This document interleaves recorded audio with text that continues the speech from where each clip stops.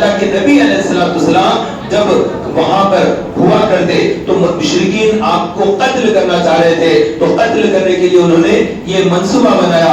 اللہ تعالیٰ نے وحی فرما دی اور اپنے محبوب کو حکم فرمایا کہ مدینے کی طرف ہجرت کریں. تو اللہ کے نبی علیہ السلام 13 سال نبوت کا اعلان کرنے کے بعد 13 سال دعوت کا کام کرتے رہے، تبلیغ کا کام کرتے رہے، پیغام رسالت عام کرتے رہے، پیغام الہ عام کرتے رہے. کتاب نازل ہوتی رہی، مسلسل کتاب نازل ہوتی رہی. اللہ کے نبی علیہ السلام لوگوں تک کلام کو پہنچاتے رہے اور کاتب لکھتے رہے. یہ سلسلہ چلتا رہا اور اس کے بعد اللہ کے نبی علیہ السلام کو جب قتل کرنے کا انہوں نے ٹھان لیا اور پھر رات کے حصے میں وہ سفر کا مہینہ تھا، اللہ کے نبی علیہ السلام کو مشرکین نے گھیر لیا. اللہ کے رسول صلی اللہ علیہ وسلم نے شہر مکہ کو چھوڑ دیا اور مدینہ ہجرت کر رہے ہیں. اللہ کے نبی پر وحی نازل ہوئی اور رسول پاک صلی اللہ علیہ وسلم نے اپنے بستر مبارک پر مولا کائنات حضرت سیدنا علی رضی اللہ عنہ کو سلا دیا کہ امین ہے، امانت دار ہے. تو لوگ لا کر سونا، چاندی، کپڑا، لتا، تیل یا قیمتی جو بھی چیزیں ہوتی ہیں وہ لا کر اللہ کے نبی علیہ السلام کی بارگاہ میں رکھا کرتے تھے کہ میں سفر پر جا رہا ہوں، میں تجارت کے لیے جا رہا ہوں، مجھے آنے میں 2 مہینے لگیں گے، 4 مہینے لگیں گے. اس زمانے میں سفر بہت مشکل سے ہوا کرتا تھا، دور دراز کا سفر کرنا ہے تو آقا کریم صلی اللہ علیہ وسلم کی بارگاہ میں لا کر اپنا مال متا رکھ کر جاتے تھے کہ یہ نبی امانت دار ہے، امانت میں خیانت نہیں کرتے. تو اللہ کے نبی علیہ السلام ان کا سامان رکھتے تھے. اب حالات ایسے آ گئے کہ اللہ کے رسول صلی اللہ علیہ وسلم کو اپنا آبائی وطن چھوڑنا پڑ رہا ہے. جس شہر میں پیدا ہوئے، جس شہر میں آپ کے والد رہتے، جس شہر میں دادا رہتے، وہ مبارک شہر چھوڑنا ہے جس میں کعبہ معظمہ ہے. تو حالات ایسے آتے ہیں،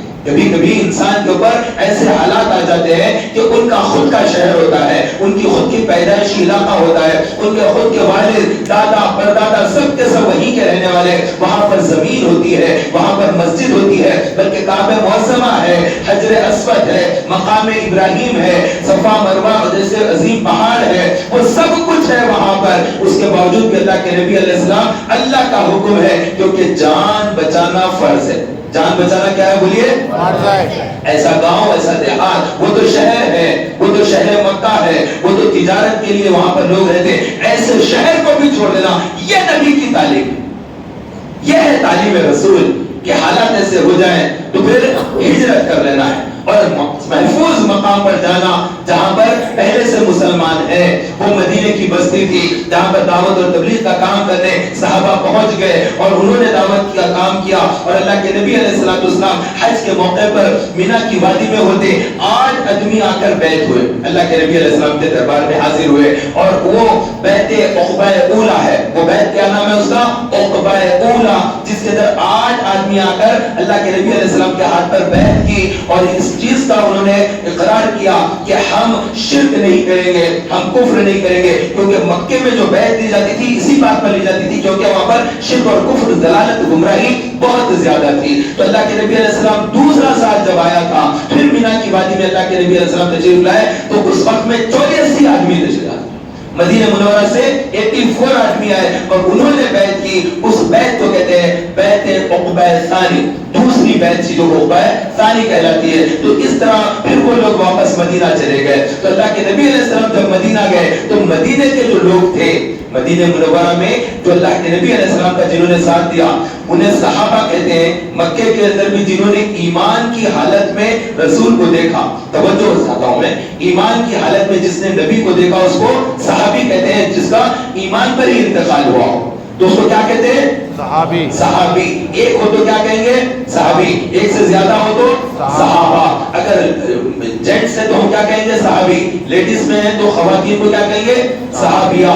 بولیے کیا کہیں گے؟ صحابیہ. یہ معلوم ہونا، اگر یہ معلوم نہیں رہا تو آگے کے بیانات میں جلدی سے سمجھ میں نہیں آتا کہ کیا کہا جا رہا ہے، تو یہ بھی ضروری ہے. تو میں عرض کر رہا تھا یہ جو مکے کے جو مسلمان ہیں جو صحابی ہے انہیں مہاجر صحابی کہا جاتا ہے.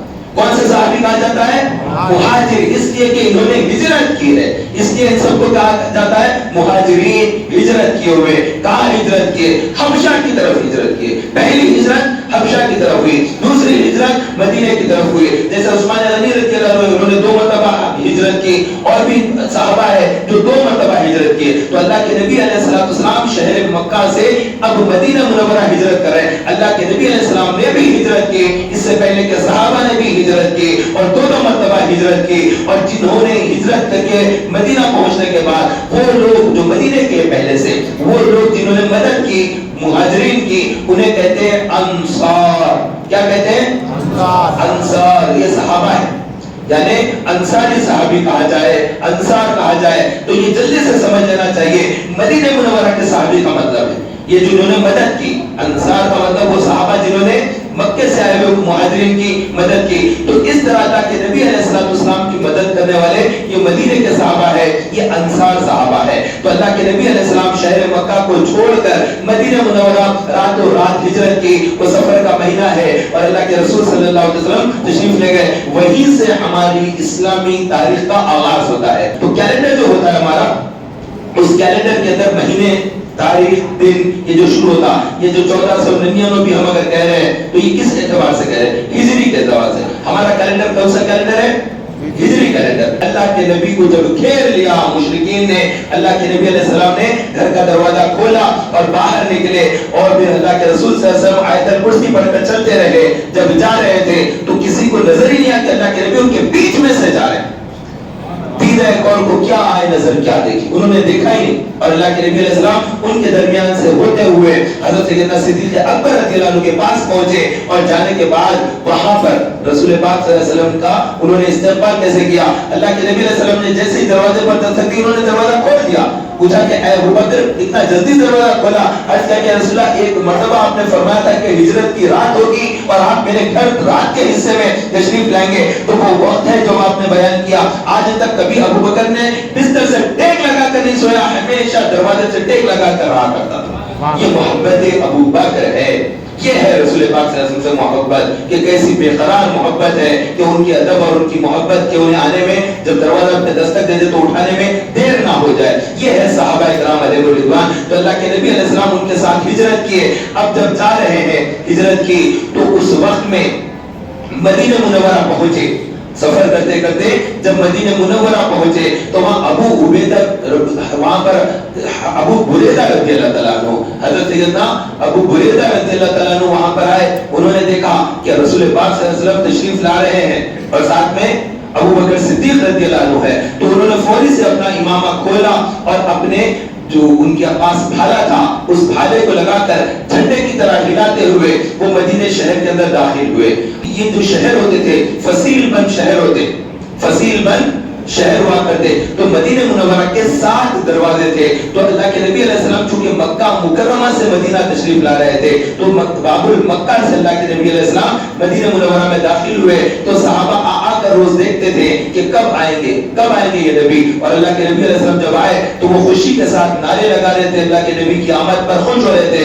تو مومن خوش ہوتے ہیں نبی کی آمد پر, یہ نشانی ہوتی ہے مومنوں کی, وہ آمد رسول پر خوش ہوتے ہیں. تو وہ صحابہ خوش ہوئے جب نبی ان کے شہر میں جلوہ فرما ہوئے, اور اللہ کے نبی علیہ السلام کے لیے انہوں نے جھنڈا بھی لہرایا. اور اللہ کے نبی کی یہ شان ہے, ہر نبی کی یہ شان ہے کہ اگر کوئی چیز غلط دیکھتے تو ہرگز خاموش نہیں ہوتے.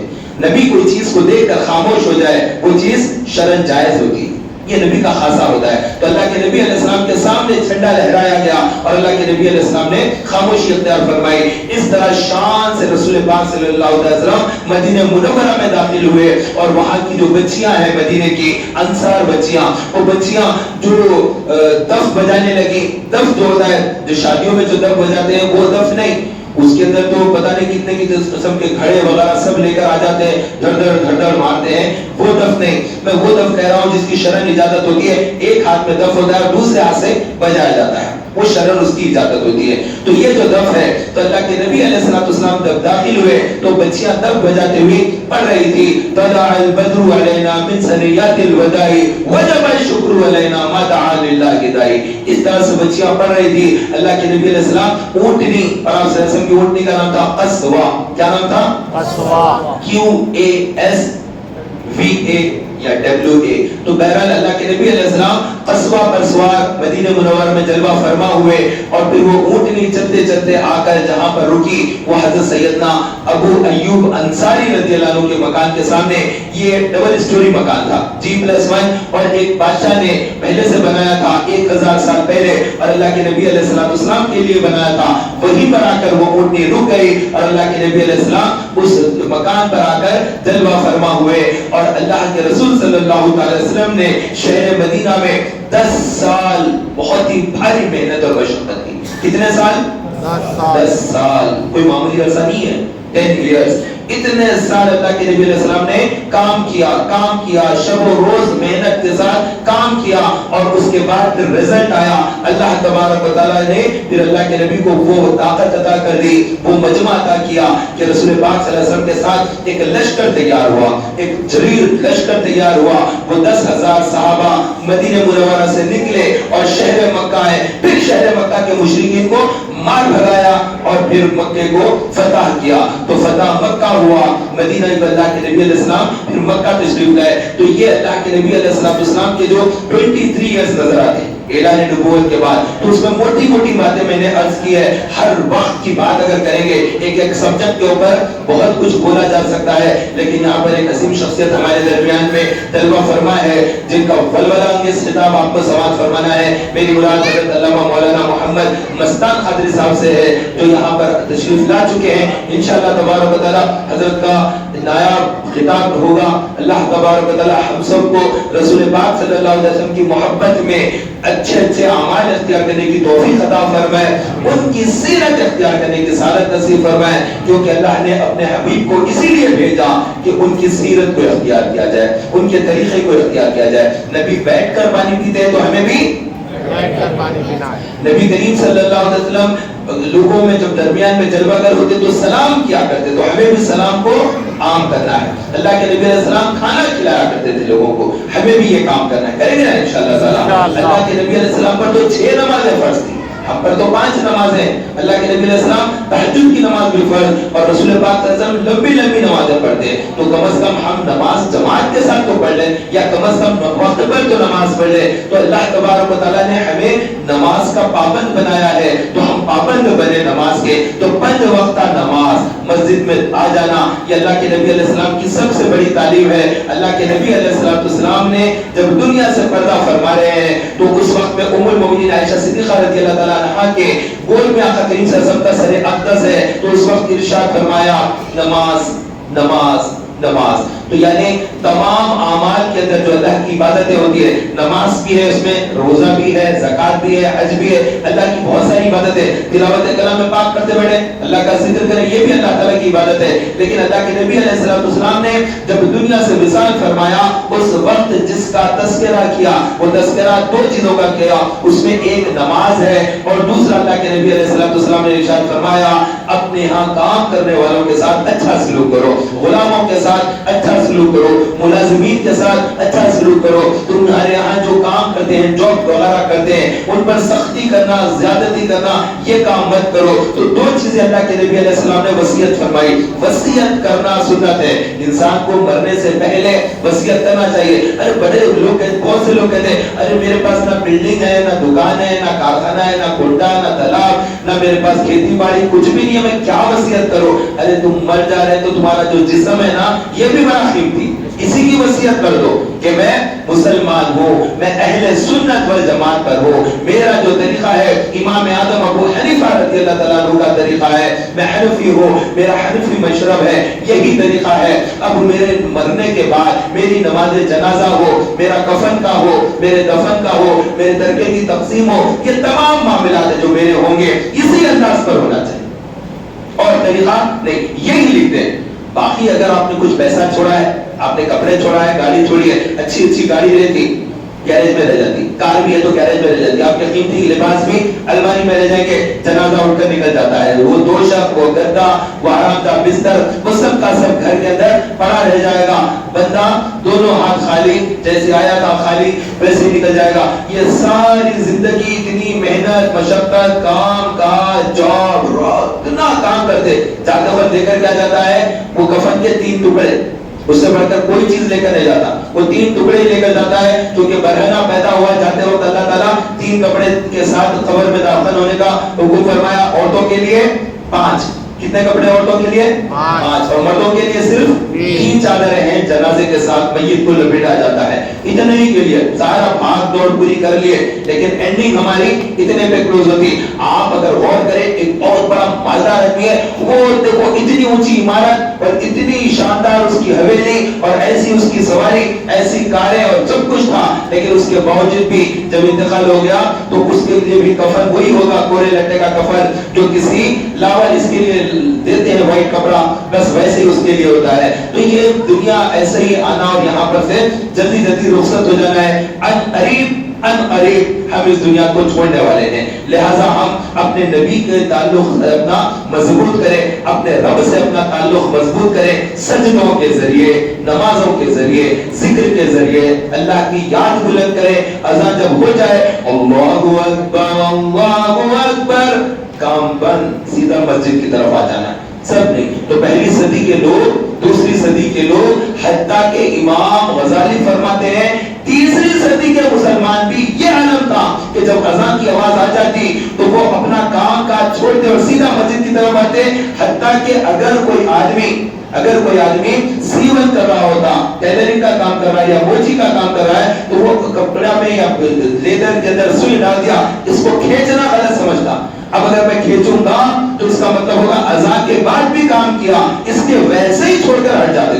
یہ تھے مسلمان, یہ عجب مسلمان تھے. 300 ایئرز تک شروع کے اسلام کے مسلمانوں کی یہ کیفیت تھی. کوئی لوہار ہوتے, ویلڈنگ کا کام کرنے, لوہے کا کام کر رہے, تو وہ لوہے کو گرم کرتے, گرم کرنے کے بعد اس کو مارے تو وہ لوہا مڑتا, اور اگر ٹھنڈا لوہا تو مڑتا لے. تو گرم جب ہو جاتا لوہا اور اس کے بعد وہ ہتھوڑا لیتے اور وہ لے کر مارنے والے رہتے, اللہ اکبر اللہ اکبر. وہ کہتے کہ اب اس پر ضرب لگاؤں گا, اذان کے بعد بھی دنیا کے کاموں میں رہا ہو جائے گا. وہ بازو رکھ دیا کرتے تھے ہتھوڑے کو اور سیدھا ہاتھ دھوتے اور مسجد کی طرف چلے جاتے.